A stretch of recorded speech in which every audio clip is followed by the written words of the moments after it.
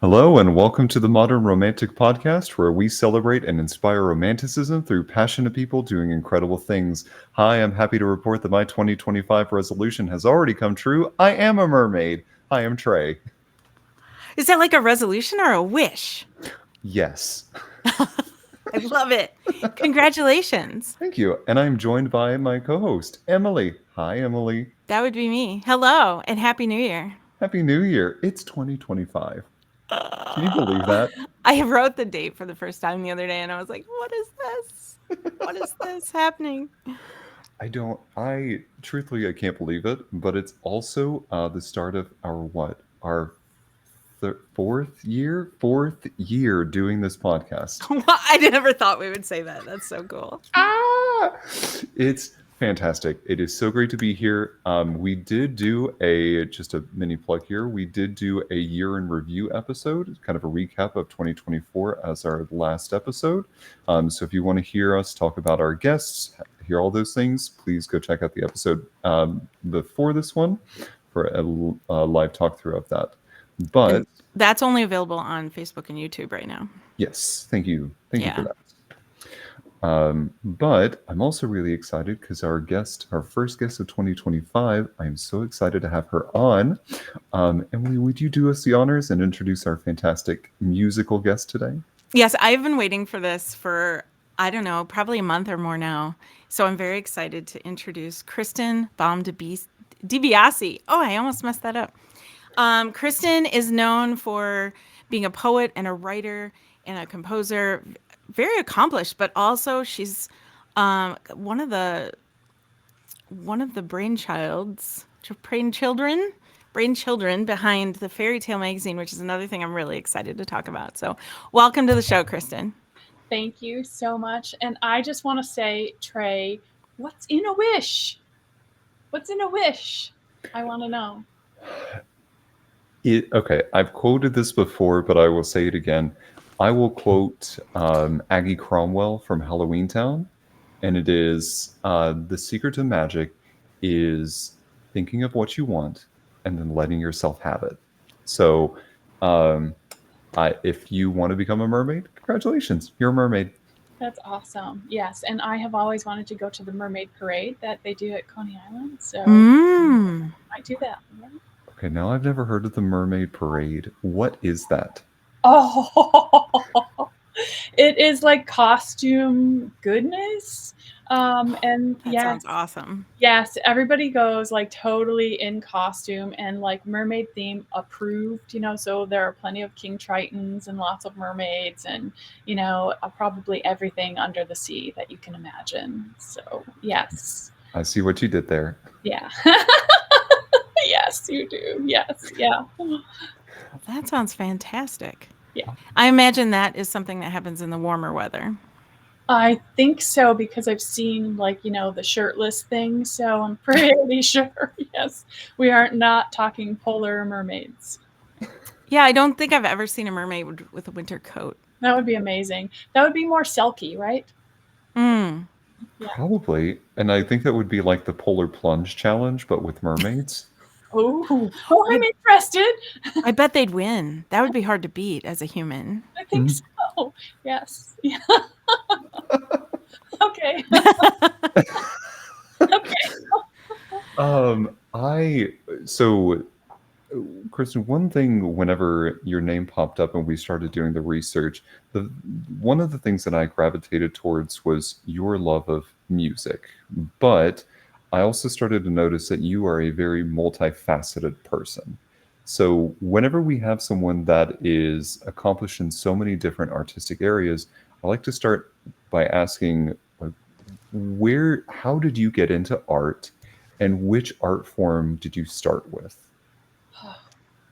Oh. All the way back? Yeah. All the art forms. All the art forms, all the time. I've tried out everything. I'm happy to report that I'm no longer trying to make jewelry. Not a good idea. Yes, yeah. I love that you did try it, though. Yes, I did try it. And I went to a class with a friend and she's like, you're really good at this. And she's like, you should do some more. And I'm like, nope. So yes, I just didn't have the interest in it. So the ones that I probably tried out the earliest and the most often, kind of I'm like the planets. I keep like spinning and spinning and going around and around and touching things, but in a slightly different way every time. Mhm. So I would say it probably was writing, and I'm probably driven most by story.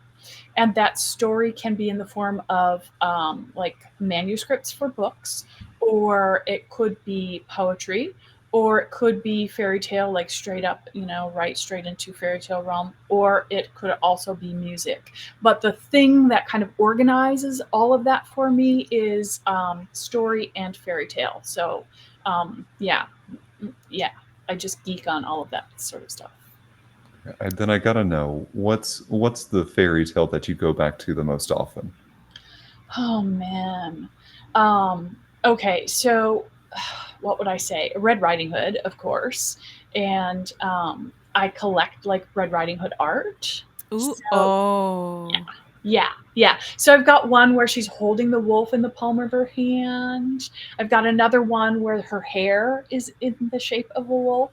So Ooh. lots of people are like, "Where's the wolf?" And I'm like, "You gotta look for it." So yes, yeah. So I've got some too that the wolf is back behind, and it's kind of watercolory and gorgeous. And I'm getting a new one. It's being sent from the UK right now, so I'm super excited for that. Yeah, Oh, that sounds yeah.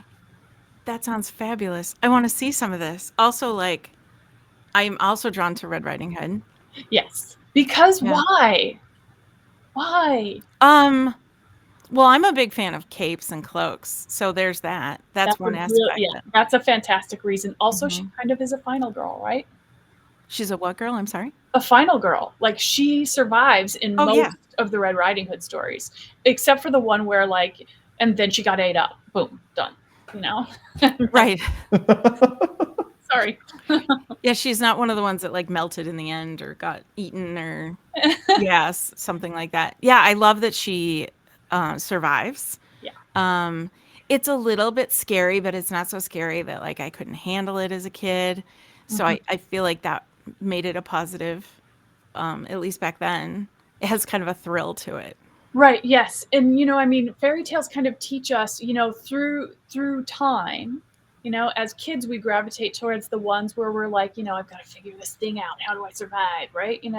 Or like the handless maiden is teaching you, kind of how to go out into the world and trust that you will be taken care of and things like that. The 12 dancing princesses. Oh, okay, I'll stop. Okay, those are probably my top 3 though. Yeah. Yeah. I love the dancing princesses. I would have to say it's the Snow Queen. Um, oh gosh, Snow Queen, the Little Mermaid, and the Nightingale, where the king opts to have like an automaton bird Oh instead yeah. of the actual bird itself. Mhm. For whatever reason, I love that story. Oh, that's fascinating. Have you figured out why? No, um, It's about singing, though, isn't it? it is, and what comes to mind is kind of it will relate later because I want to get into your the piece that you have on your YouTube where you are speaking the text. Oh, what is that poem? I wrote it down. And no one hears it. Oh, yes. Mhm. So what comes to mind is that poem along with that, but I don't have it fully formulated. So maybe we can dive into that a little bit later. Oh, I love it. I'm here for all the psychotherapy we want to do. I love that question too. Like, what is it that draws you to that fairy tale? I think those are things that we don't always ask ourselves, and that's really interesting. And I thought about it when you asked that. Like, okay, so what is it? I've never really did that deep dive. Yes. Yeah. I mean, for me, like in my fridge poems that I was building, I did a series of Red Riding Hoods, and each one at the bottom, some little like brilliant magnets like formed themselves on my refrigerator, and yes, Allison, the nightingale. We're talking about the nightingale. Yes, and it was a little kind of clockwork nightingale that the the king had made instead of the real Nightingale. So yes, and I do know that story. There's also Oscar Wilde's Nightingale and the Rose story, which was featured as part of the Met Sleeping Beauties costume. Mm. Yes, last spring. Well, this spring, I guess. Yes, we're still on. No, last spring.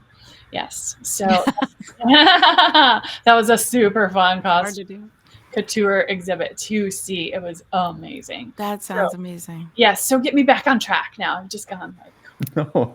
Well, we Yeah, answered what Trey. ours are. So I'm curious, Emily, what are your favorite fairy tales? Yeah, that's a terrible question because I can't remember the names of them.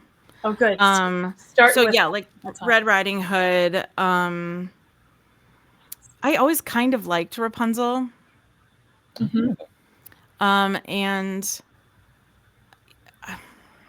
there was one I did a whole thing on in college where I had to I got in trouble. It was like my very first like English 101 kind of class, and it was like we're gonna dive into literature, and I was like, yes. And then they were like, find a super obscure fairy tale and then you're gonna write about it. And I was like, cool, I get to do this essay on a fairy tale. And then I got kind of in some trouble because I kept retelling it and they didn't want that, but I ended up learning a lot from it. And now I can't remember what it was. It was kind of a bell, book, and candle kind of one, though. Oh, that's fantastic. And if you do retellings, if you're still writing and do retellings, we would love to see you at the Fairy Tale magazine. We are all about retellings. Yeah. Okay. Yeah. Well, that's probably long gone, but I have others maybe. Yes. We can explore that at some point. Yeah. So, yeah, do you find then that you are drawn to the overall, do you watch Disney and are you like, oh, the book was better, and things like that? Or you're like, no, Grimm had it right? It's really interesting because when you think about fairy tale, you think, about Grimm and you think about, but what came before Grimm, right? Like Grimm was kind of the first AI. True.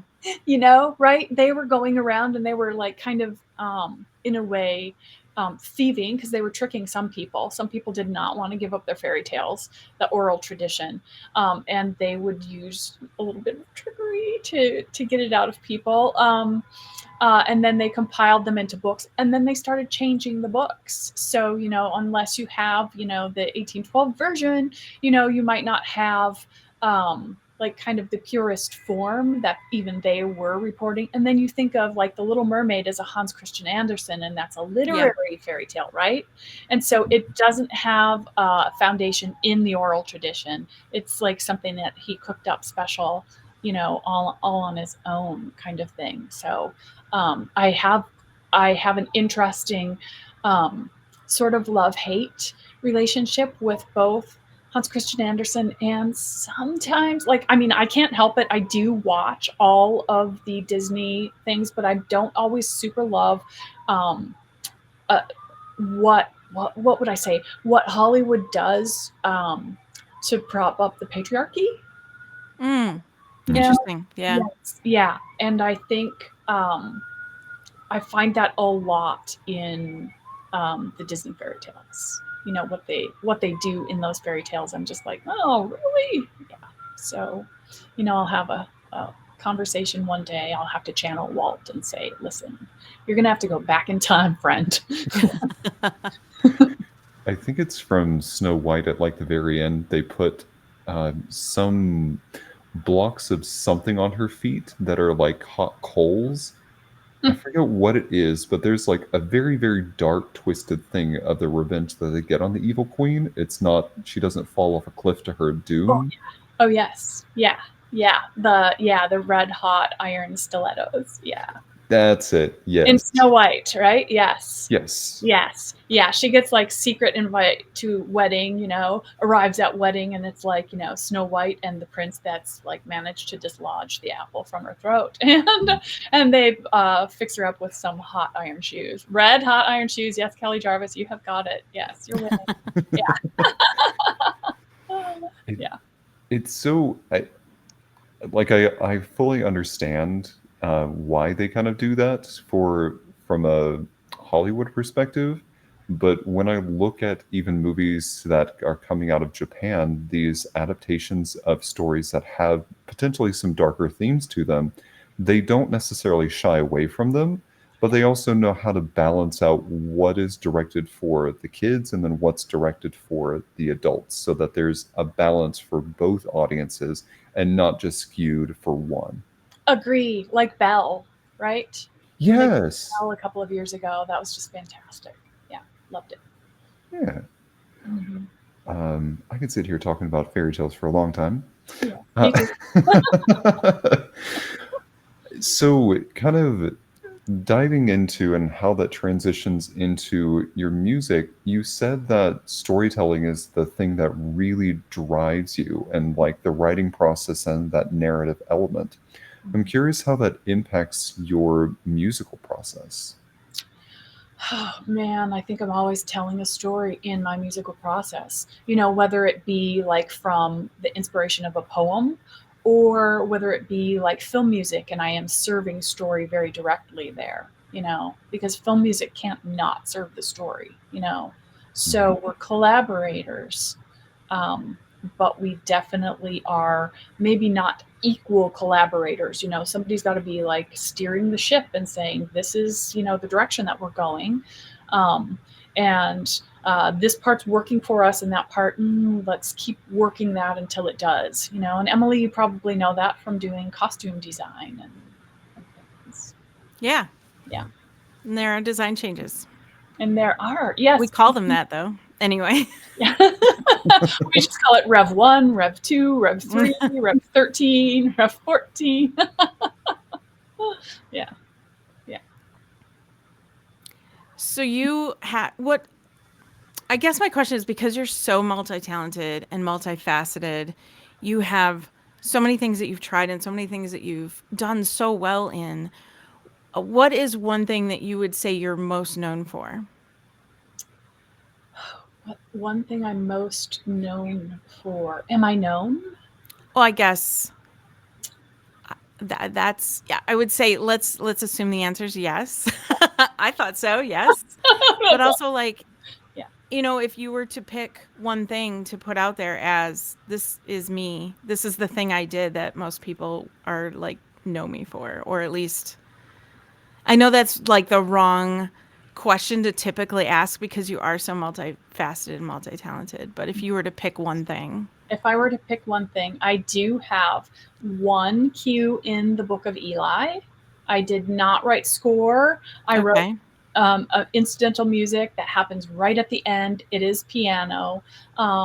So people know the Book of Eli. So yeah, yes, right. that's one of my favorite soundtracks of all time, Is actually. it? Yes. Yes, I love it. Yeah, Atticus Ross. And it when it came on the scene, it did shift things a lot. It was one of those things like, when you look at Philip Glass's score for Kundun, that also did that. There are some scores that they come along and they're just like, everything's going to change from here on out. Mhm. So that was one of them that did that too. So my music is playing in the library scene after he's made the whole harrowing trip, and it is on piano in the background, and it's probably like a Scarlatti kind of ape sort of piece. Yeah.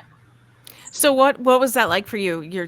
I imagine you're sitting in a theater watching it because you're part of it, and you get to hear it. Do you get to hear it for the first time in the theater, or did you know beforehand? I knew beforehand that it was going to be in because it stayed in. I Hmm. had done like 3 examples, and that it was probably while they were in post, probably while they were already on the final mix, and I think that's when I learned that it had stayed in and that it was possible. That you get the information, because they want to know, like, is it cleared? Is it clearable? And can we get it under contract? So that's probably was the first big signal, and then from there, um, just learning that it did stay in was super cool. It was a really kind of exciting moment for me in the stuff that I was doing at that point in Hollywood. It was probably the biggest thing for Cool. me. but I also scored a Big Wave Surfer Girl movie, and that was super fun too. So I probably am known for being really diverse in my film music. People Okay. were very surprised at my ability to go from like one sound to another sound. And I love like Danny Elfman sort of sounds, like the Mm-hmm. quirky, like Oingo Boingo stuff, and like, you know, Men in Black and stuff like that. When I first fell in love with film music, it was his score for Batman. Oh So, yeah. yeah. So I can still sing that today. And I was dating this guy, and we were driving back, pretending to be in the Batmobile, you know, going around, going Of Batmobile. course. Yeah. So yeah. So probably after this, you will understand that what I'm really truly known for is my quirkiness. So yeah, Excellent. yeah. When it comes to like specifically film music, or film scoring, I should say, Mhm. um, how do you balance composing something that's not trying to like sway the audience to feel a particular way? It's been described of your music that it's really an extension, like its own character. How do you kind of find the balance of providing the ambiance and providing maybe a commentary that's going on without swaying that audience into feeling a particular way? Do we do that? You know, I think it's a really interesting question because a lot of the times what we're doing in music, the presence of music or the absence of music has the power to make people feel stuff. You Mm-hmm. know, like when we're watching a horror show, we're white knuckling when the music comes out, right? Mm-hmm. Because like, that's when somebody's going down, right? Yes. So, yeah. So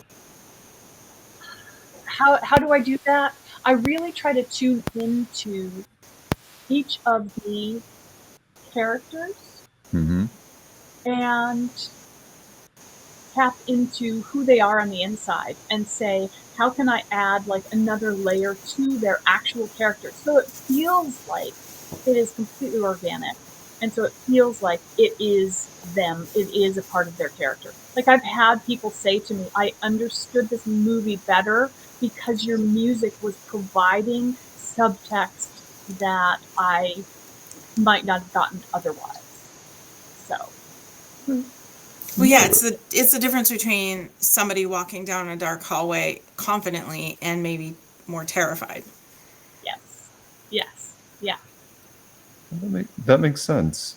It's like I used to have this conversation with my voice instructor how music can sometimes like lead people up down a particular path, and it's always striking that balance between the action that's going on while what sorry, I can speak English, that's happening on stage or happening on screen, and then also balancing out the ambiance of what's going on. And it's trying to like that vying for power. Is it the action that's most important Yeah. or the music that's most important? And it's finding that balance between.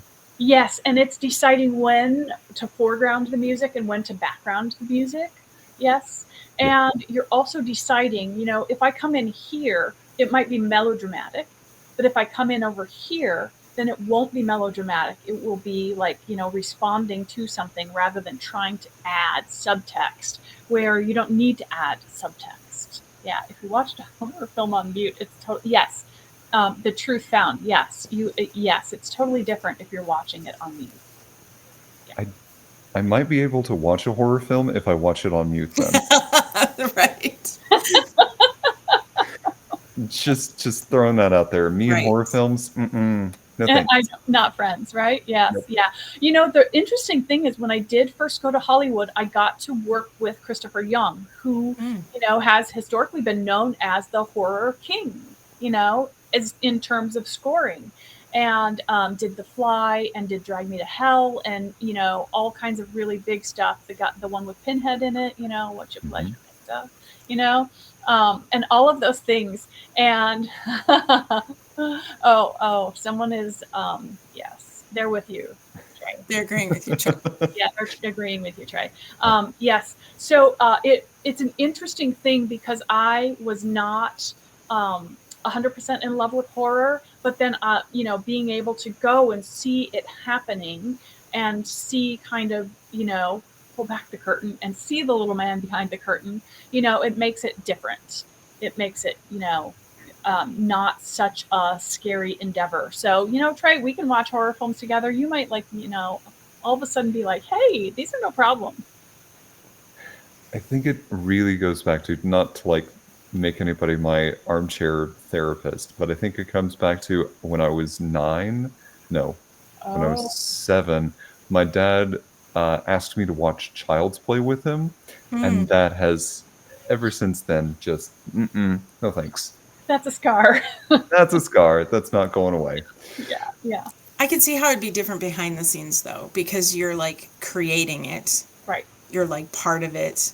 Right. And you have that like distinguishment. It's a little easier to distinguish like this is a reality, but this is a reality I'm creating versus it's a reality that's just happening. Yes, this one is scripted, and it's very scripted, and so we're building the music scene by scene, and so we're never like sitting and watching the whole thing and terrifying ourselves every time. We're just looking at this particular scene and where's the point where we're going to hit and frighten everyone, where do we make them laugh so that we know we've got them in the palm of our hand so that we can do the hit and scare everybody and make them jump. That laugh. That was awesome. I want to go back also, still kind of with the film score. You said a few minutes ago that people have commented how you are able to shift between different genres and still be able to score so effectively. When I've been listening to your music, both art songs, some of your film score offerings, typically I can pick out like one or two things that are a composer's like musical signature. Mm-hmm. I can't find yours. Oh. So you are truly a chameleon when it comes to your music. So I'll ask you, what are some things that people can listen for to help identify that it's a piece of yours they're listening to? That is such a good question. What are my tells? I'm not sure I can answer that yet. I think it might take another 20 years and they'll be like, oh, she does that thing all the time. Oh, man, that's her. Right. Or like, that's one of those things where I feel like later you'll have some people who are like, oh yeah, we've studied Kristen's work for so long, we can pick it out. Because they might be, you're the one doing it, so it just feels like part of you, versus another audience would be able to pick out those little things. I feel like that happens with writing and poetry and other things like that too. Like the poet themselves may not, like it's possible that Emily Dickinson didn't realize that she was the poet she was. Right. Yes. But now that we've studied her and studied her and studied her, we see, Yes, we see the dashes that she put into all of, and she, she was, I think she was really, really passionate about what she would and would not do, And I think that probably is similar for me. Like I did one time have to write a death metal song, and I was so resistant to it. I was just like, oh, I don't want to do this. And it was right at the end of this film called Stiffs on the Green. And it was about people dying on golf courses. So it was kind of a very funny horror film. Okay. Very, very campy. And so I had this death metal, I called it Death Metal Wedge. And I wrote the lyrics and I also wrote the music. And I said, okay, since I don't want to do this, I'm going to give myself one day to do it. I'm doing it all in one day. And so like, of course, in my head, I'm working it out. I'm going to do this first, and then it will go into this, and then there'll be this verse. And then, because song form, you can't do that. You guys know that, right? Because you used to make up songs while you were working. Oh, she knows. She knows the deep lore. Oh sequel. no. Yes, add more lore. That's what we all stay in fairy tales, right? Yes, yeah. So you know that you can make up songs, just being funny, and sometimes it works. And so I did that. And my husband also is a film composer, music editor, and he graciously agreed to drink a lot of milk. He's allergic to dairy. He drank a lot of milk, and he sang the lyrics to this thing, Death Metal Wedge. Yes. Oh So, man. yes, yeah, it's super, super fun. I'm gonna have to add it to my SoundCloud. I'll let you guys know. I'll add it to my SoundCloud because it totally cracks people up. And it starts with the little twinkle bells and then it goes rah, so yeah. And now he has this memory as well. Exactly. Yes. I love that. New theme for the fairy tale magazine. Yes. Death metal fairy tales. That sounds fun. It sounds a little kind of gloop and gothy, right? Yeah. Yeah. But I can also see a photo shoot of like taking that and make it very, very, very death metal for some of these. I actually saw an adaptation of Into the Woods where they kind of modernized some of the characters into like the early 2000s, and they gave Little Red like these very punk rock outfits whenever she gets into Act Two. So she goes from being, I think, like I want to say a Girl Scout in Act One, and then comes back in Act Two, and she is so much more grunge and so much more like death metal. She's wearing the cloak of the wolf at this point. Sorry to spoil the musical for anybody for a musical that's been out for over 30 years, but you're welcome. Fantastic. I'm going to have to find that. I will need to know what the title is. Yes. Yes. I'll find the theater and I'll send it to you. Yes, please. That's wonderful. Yeah. The death metal thing reminds me of recently on the show Rings of Power. I don't want to, by the way, to our audience. No, yeah.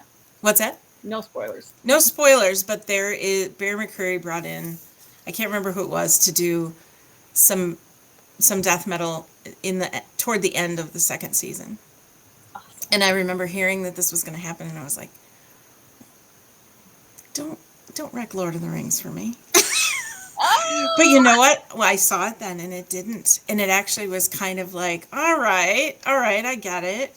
I could see it being kind of cool for, like, kind of a reframe on My Precious. My Precious. I think it would help me, because that was not my favorite. Gollum was not my favorite, I think I put the book down at that point, and I was just like, yeah, I do not groove on this stuff. Yeah, it was during a war scene, and it was with large, it was with, I want to say it was with like large cave troll kind of beasts that were attacking. So it was fitting, and it just fit because, if music is really good, it like meshes so well with the scene, and it just becomes part of it instead of working against it. And it really did work for it. And it was something I didn't expect. Yeah. Death metal really works heavily for war. And then, like in the Gladiator, when they've got that first war scene and he says, release hell, you get all of that kind of battle music. And then you pull the focus and you pull the camera, and the cinematography says, we're pulling out and we're giving a wide shot of like the devastation of what war really is. And then the music does the same thing, and it just kind of floats there. And it just says, just look, just take a look at what's happening. It's incredible. Music is so powerful. So we may be affected by it, whether we know we're being affected by it or not. It's just, it's amazing. I would love to hear how many people watched Rings of Power and didn't even notice that the death metal was in there because they were just involved in the scene, and how it probably made you feel that certain way, but you didn't realize that that's what it was. Yeah, exactly. I mean, I've had piano students back in my earlier days. I taught piano, and I had a student come in and say I went and saw this movie. I said, how was the music? There was no music. He said, there was no music. I said, I assure you there was music. I want you to listen next time. But that really is the ultimate goal of like a composer, is for it to be so well integrated that you do not notice the music is playing. Because if you notice the music, there's music, then it's problematic. Yeah, unless it's intentional, like a musical within right. something Yes. like that. Yeah. Exactly. Yes. Yeah. Yeah. Allison, I'm glad. I'm glad you're enjoying it. Allison said, "This is news to me." Yes. So I want to know now if there are any, other than like silent films, are there films out there without music? Do you know of any? Yes. No Country for Old Men did their emotionality through cinematography and set design, I believe, rather than music. And so I think they reserved it just to the very, very, very end. Interesting. Yes. Yeah. And so that whole thing was done, all the tension, I mean, that was kind of a scary movie, you know? It was a disturbing movie, and they were able to accomplish it through light and through what they did with sets and stuff. Just really amazing. What Huh. else? Let's see. Patton only has 20 minutes of music in it. Um, yeah, old family favorite. Um, right. Yeah. So there aren't very many that don't have a lot of music. I did one for Vishal Masbat, and he did In the Land of Lost Angels, and it had no music until like the very, very end. Hmm. So, but he decided I need just a little bit of commentary here, you know. Fascinating. I I'm sorry, I'm processing, but this is I love I love that music is able to have this level of like detail to it. And it like you said, if you notice that it's happening, take it back and let's workshop it. To that extent, um, when I was listening to some of your art songs, the one piece I kept going back to because I kept finding something new every single time that I was listening to it, and it was so good that I wound up sending it to a voice instructor that I am still friends with on Facebook. Was Ravenous. Um, I I want to say how much I love this piece, not only for the text that's in it, but I love what you're doing musically. Um, for me, not to spoil anything or try to convince anybody in a particular way, there are so many points in which you can really start to feel the hunger of the singer throughout that because of what's happening underneath it. The texture changes, the what you're playing as far as the accompaniment underneath the voice changes consistently. And every time it changed, it felt like I was hungry because I would feel hungry for something else, and it would cause my mood to shift kind of without really any rhyme or reason to it. It wasn't so fluid, and I was like, this is so good. Not to mention the vocal line is so well done. So I really just want to say a kudos for that of how well composed that song is. Oh, thank you. Thank you so much. Yes, I was so thrilled to be able to do it. And we actually premiered it here in January of last year at Song Slam. And it just was a really very fun collaboration. Shout out to Sally Rosen-Kindred, who wrote the poem. And she did this fantastic, like, I'm such a fan that the very first time I saw her in any of my like fairy tale school stuff or anything, I just fangirled all over her. I'm like, oh my God, Sally! Woo! And she was like, who's this person? But she's super, super gracious. And I did reach out to her and say, you know, can I set these things as, you know, art songs and stuff like that? So it was really exciting. And that piece, I wrote a lot during the pandemic. I just, you know, like we all had a little bit of free time and had this kind of like, whoa, okay, what do I do now? Right. Which may be a part of how this podcast was born. Um, you know, so it was that kind of thing. So I'd done a couple of piano solos, finished some of the things that I had discarded a few years earlier. And it was that point where I was kind of casting about looking for things. That's how the fridge poems came about. And a lot of my art songs were kind of born during that period. So yeah, so that is a favorite of mine. And it is the poem itself is about a moment of transformation, right? Mhm. So and in the fairy tale that underpins it, the mother turns the girl into a raven because she doesn't like how she's behaving or something like that.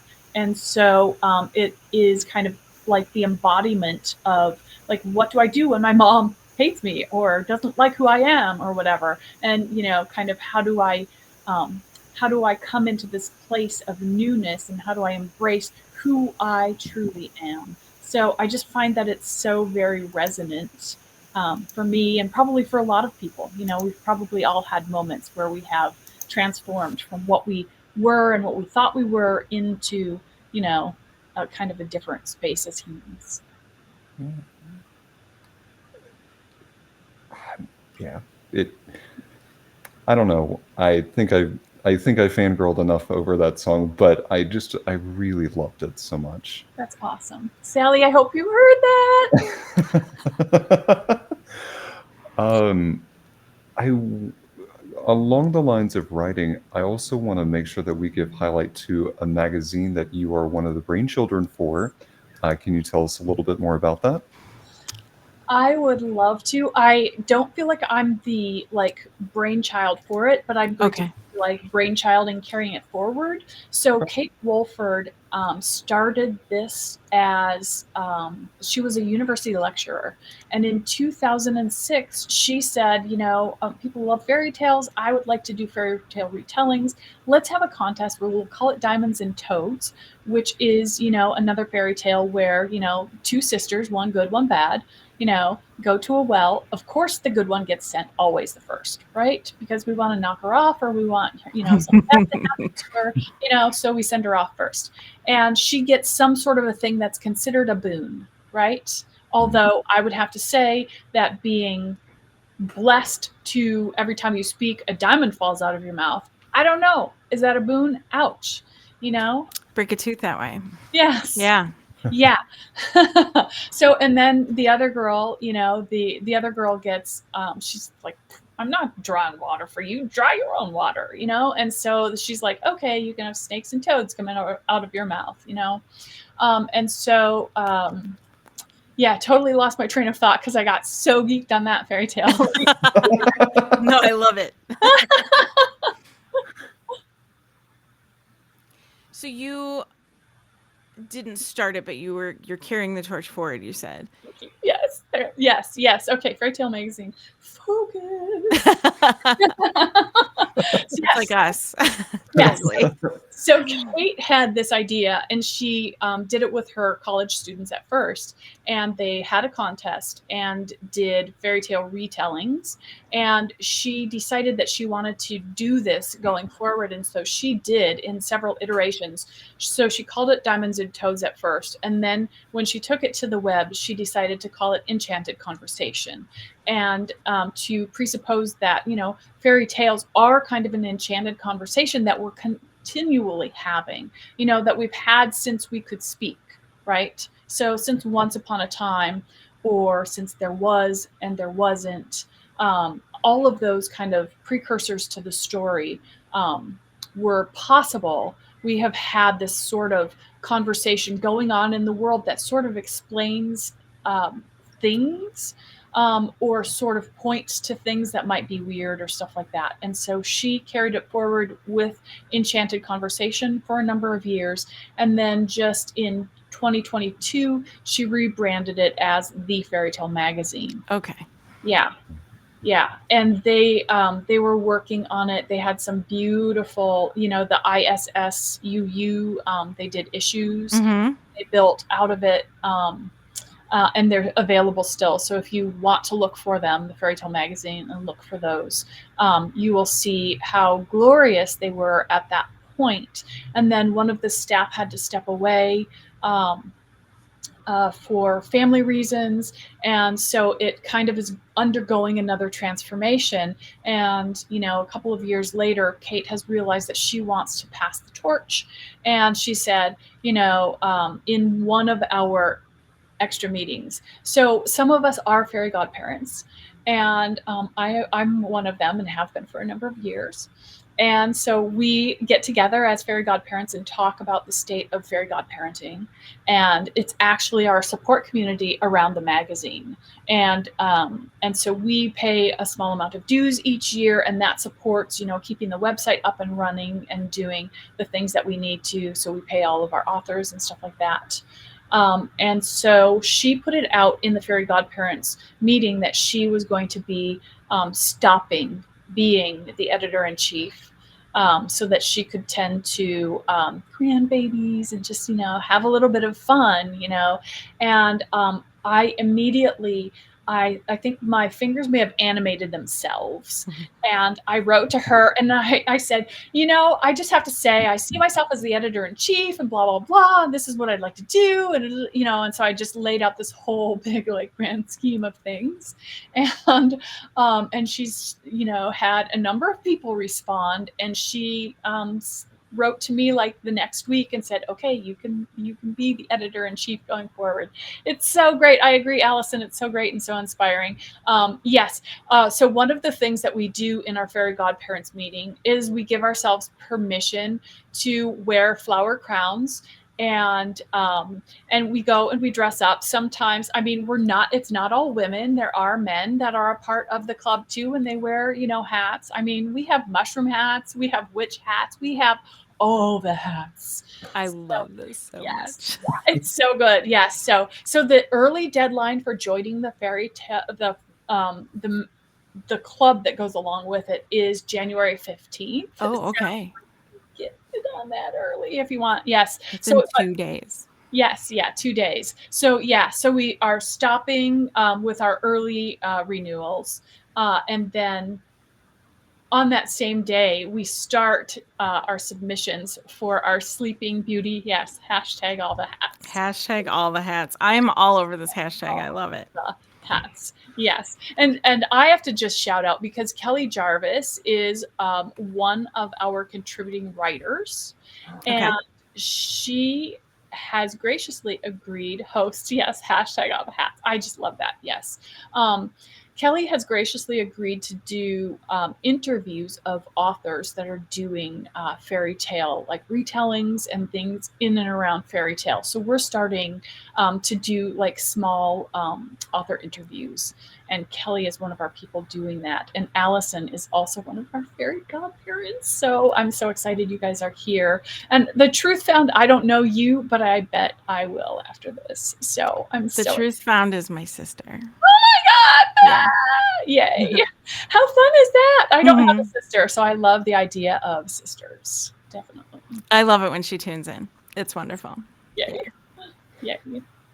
Okay. What else you want to know about Fairy Tale Magazine? How I can join that club, because that sounds fantastic. Wouldn't that be amazing, you guys? Yes. So at this point, if you're a new member, all you need to do is buy your way in, right? Yeah. So it's a $55 entry fee. Okay. And then you are in for the year, and we do socials regularly, and we have author talks from some of the authors that are doing fairy tale retellings. And then Sally has agreed to come on, and she is going to give us a workshop all centered around Sleeping Beauty. And so she's going to turn that on its head for us. That's coming up in February, so super exciting. Yeah. No, I do have to ask, is this in person only, or is this virtual as well? It's virtual, yes. So every once in a while, we have friends that tune in, even from the UK, although when we do, Lyndon is so keyed up after that she has a hard time sleeping, from what we understand. So, yeah. I am not going to have an easy time sleeping tonight just hearing about it. So I totally, I believe this. Yes. I probably will pull out a wand, every once in a while, and bibbity bobbity, Of course. I can't be expected to be normal. It's just been so much work being normal all these years. I just can't do it anymore. Right. So, yes. It's unsustainable. That begs the question, what is normal? I don't know, but I've tried for it and probably failed epically, because, when you get those looks, you haven't nailed it. I think that's why I like Little Red Riding Hood so much. Because she has the guts to wear a red cape in the middle of the woods with Yes. scary things out there. Yes. And if you've gotten to read any of my chapbook, The Truth Walks into a Fairy Tale, you know that color is a warning if we're paying attention. Hmm. Yes. Yeah. So that's one of her messages. Yeah. Well, okay, so I'm going to connect it back to the poem that I mentioned earlier, and we said we would get back to it, and no one hears it. So I'm going to ask a question like this. Are people intentionally not hearing it because they are trying to stick to the status quo, or are people not hearing it because they've lost the sense of joy? Can it be a combination? Yes, of course. That just sounds like a swirl cake to me. Yeah. Yeah. Yeah. I think it's a combination of both those things. You know, I think we can lose our joy. You know, somewhere Italo, you know, somewhere in the middle of life, I kind of lost the plot. I lost the road. I Mhm. found myself in a deep, dark woods. You know, and the losing of that joy, um, hopefully means that we come to a deeper understanding of it. You know, like I mean, to me, it is a mystery what we're even doing here as humans. Like, what are we here for? How did this happen? How did I sign up to agree to, like, you know, okay, like I was a baby and I grew up. Okay, fine. I wasn't thinking about that. But, you know, now that I'm like, you know, starting to like, you know, did your face just fall? Like, you know, um, I'm starting to age and I'm like, okay, who said I agreed with this? Who said I signed on for this? You know, and I realized that if I make it into my 80s, my friends that are in my 80s, they're like, okay, we've blessed it. You know, this is amazing, you know? But somewhere in the middle, it's just like, oh, I don't know what this is. What's going on here? You know, so it's a little bit of kind of both of those things. You know, we can just lose our joy sometimes, and we just have to, I think, um, sit in our that could rhyme stuff. We could sit in it until we figure it out, right? Raina Maria Rilke says, you know, live the questions so that the answers will come and you'll just live into them, you know, at some certain point.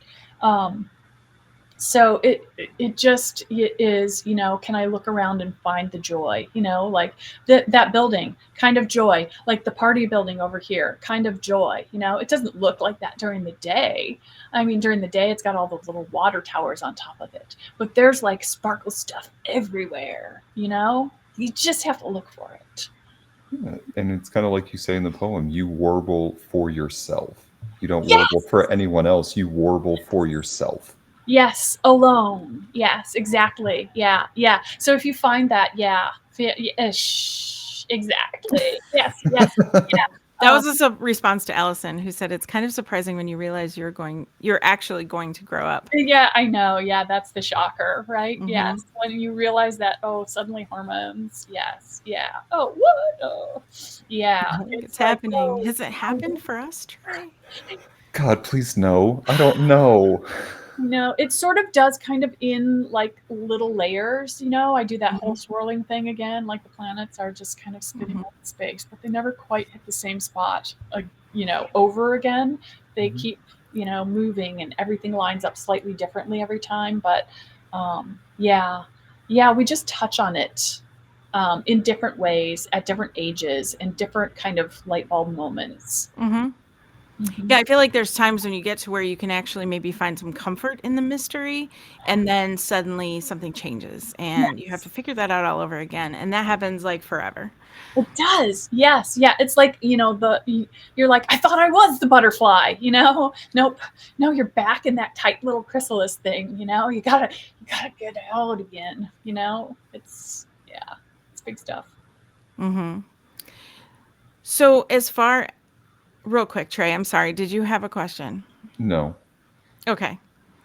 I'm sorry. We do this thing sometimes where we talk over the top of each other and Oh, I don't want to do it.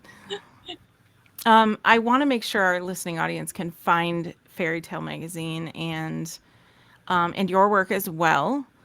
Can you, especially Fairy Tale Magazine, since we're on that topic right now, can you share the online? I know you've got fairytalemagazine.com. Yes, we do. And where else can our listeners find you? So if they want to go into the archives, they can do enchantedconversation.com. Okay. Everything is archived there from the earlier. Let's see, I'm going to look at my cheat sheet over here. At fairy.tale.magazine is our brand new shiny Instagram that our new managing editor, Madeline Mertz, is creating as Kate steps back. And then you can find us on Facebook. We are the Fairy Tale Magazine on there. And we have a brand new shiny YouTube as well, which is also the Fairy Tale Magazine. Ooh. Yeah. Okay. Mhm. Gonna have to follow that one too. Yeah, brand new little things on there. And it's like mostly author stuff, but you'll see various things coming up. So you'll have, if you're looking to overload your TBR pile, you're going to find some good stuff. And who isn't? I know. Yes. Right? Yeah, I know. What are we even doing if we're not? Yeah, we're not building houses of cards. We're building houses of books. Please, I yes. can support this. Yes. Yeah. Well, Kristen, I just have to say, this hour has flown by. I have had such a great time having you on the podcast here. Would you come back, please? I would love to. Yeah, how is an hour gone? I'm sorry. It went really fast. Well, I think at first it was me with my tech issues, so it's, yeah. But still, I feel like we just breezed through this and we hardly touched on all the things. All the things, right. Yes. We have to do a part 2 or part 3 and 4 and 7. Sounds totally fun. And I'll look for you in the Fairy Godparents Club. Yes. Oh, gosh. Well, before we go, I do have 2 last questions for you. First one, you are able to have lunch with anybody in the world, alive or dead. Who would it be and why? My Grandma Moon. Oh. Yeah, I probably would. So Doris Virginia Moon Henry. Probably because I want to ask her. She was a pilot. Ooh. Yes, right? And that is so adventurous. And she and my grandfather had the old Cessnas and stuff like that. And she flew in some contests. And the family lore was always that it was in the Powder Puff Derby. And I thought it was for a really, really long time. But I could never find the record where she was listed in the Powder Puff Derby. And so I bought every single book I could about the Powder Puff Derby. And it was a women's kind of cross-country airplane contest.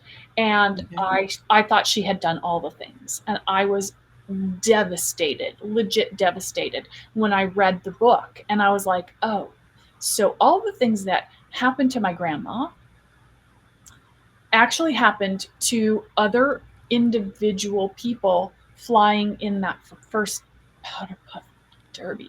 So it kind of shattered the illusion there. So I really want to go back and talk to her and say, listen, I know you were a pilot. I know you loved flying. I want to know what contest you were in. So maybe she did some local contests in Northern California. So I'd love to sit down and do that. And I never got to, when I was 10 years old, we moved across the country and I never saw her again after that. She passed away. Yeah. So I want to have a conversation with her. And also I would like to ask her to make me silver dollar pancakes again. Because I remember just a small cake. Yeah. Oh, okay. That is a great answer. It is. The other question I have for you, out of all of the things that you've written, what is a line that continues to pop into your head?